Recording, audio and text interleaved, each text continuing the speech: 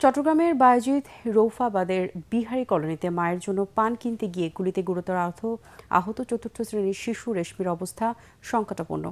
হাসপাতালের আইসিইউতে এখন লাইফ সাপোর্টে এই শিক্ষার্থী। চিকিৎসকরা বলছেন তার মস্তিষ্ক কাজ করছে না। অলৌকিক কিছু না ঘটলে ফেরার সম্ভাবনা অনেকটাই ক্ষীণ। চট্টগ্রাম থেকে বিস্তারিত জানাচ্ছেন ইরফানুল হক।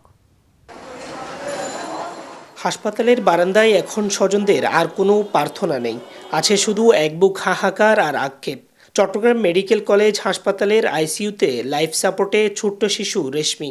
চিকিৎসা বিজ্ঞানের সব যুক্তি হার মেনে যেখানে অলৌকিকত্বের অপেক্ষায় চিকিৎসকরা। চট্টগ্রামের বায়েজিদ রৌফাবাদের বিহারি কলোনি।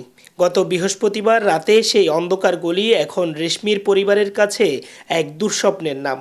টার্গেট ছিল হাসান রাজু নামের এক যুবক। লক্ষ্যভ্রষ্ট ঘাতকের গুলি শিশু রেশমির বাম চোখ ভেদ করে মস্তিষ্কে গিয়ে আটকে যায়।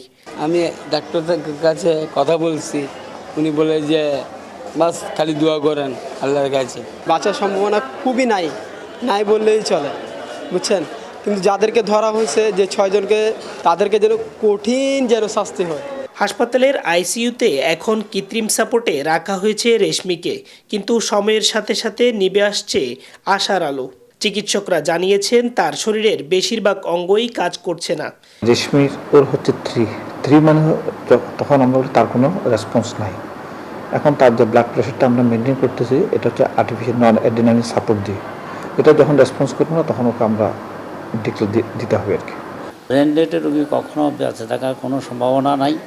ব্রেন ডেড রোগী ক্লিনিক্যাল ডেথ না হওয়া পর্যন্ত আইনি জরুরির কারণেই তাদেরকে ডেথ ডিক্লারেশন করা হয় না। 5 ভাই বোনের মধ্যে সবার ছোট ও আদরের রেশমি।